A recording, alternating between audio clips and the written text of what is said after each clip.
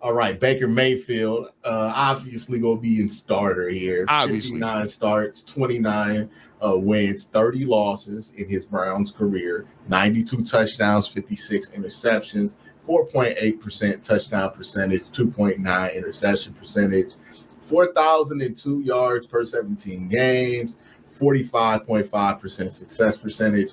It's funny because, like, if you look at like what Jacoby and what Jameis and what Joe Flacco have been able to do, it's like, oh, our life has changed a little bit because we have not gone back to like the crazy bad quarterbacks. Right. Well, we could have a conversation about what one certain quarterback was doing in 2024. But we certainly have not surpassed some of the highs that Baker has had. Yeah. So he's definitely a starter.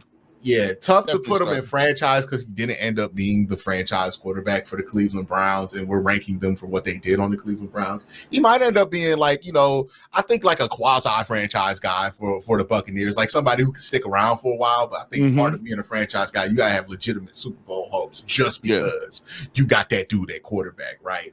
And that might not be the case for Baker, but it's still a really solid player. I mean, like I always contend, he's not a bust at number one overall. He's just underwhelming or over, like he was drafted a little early, right? But you get a guy who could start in the league for as many seasons as he did in the first round. I mean, most teams gonna call that a win. And the thing about Baker is he started this is 8th season as a starter. Got to give it to him. I feel like if you have an elite team, I think Baker could possibly win a Super Bowl.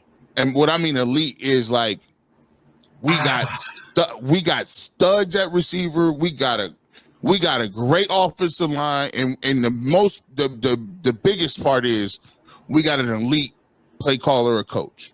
And if you got I think he can win a Super Bowl. The issue with Baker and quarterbacks like Baker is the inconsistency. I don't think you can win a Super Bowl no matter how talented you are around him with a quarterback that's this inconsistent, because you got to win 4 in a row to get to a Super Bowl. And odds are Baker's going to give you a bad game in one of them 4. Yeah, and that's going to be the problem, right? That it's played much better quarterbacks than Baker Mayfield. This is why Peyton Manning wasn't a consistent Super Bowl winner, because he will always have that one funky ass game in the playoffs, right? Donovan like we're seeing it right now with Lamar Jackson, where like it's hard for him to string 4 together in the playoffs. Like the consistency part of this, I think, is what keeps him from having playoff success. But if you start Baker Mayfield and you have a solid team around him, you're not gonna stink. Like for sure, you're not gonna stink. He's proven that. All right, man. Ooh, Deshaun Watson.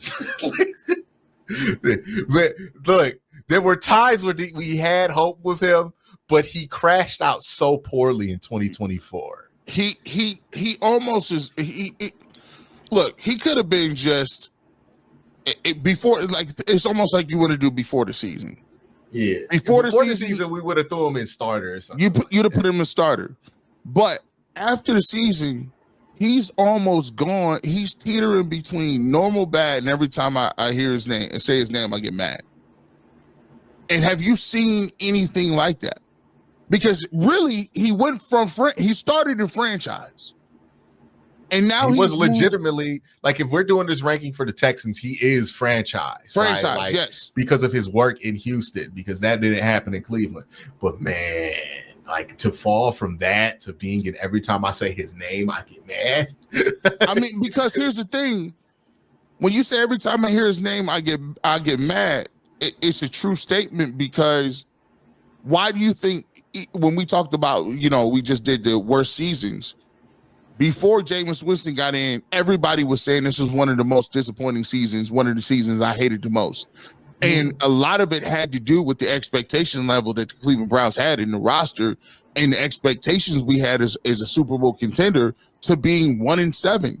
And so by the time he was done, that's how you get the boos, because it wasn't normal bad. Like if you think about it, normal bad is Now think about it.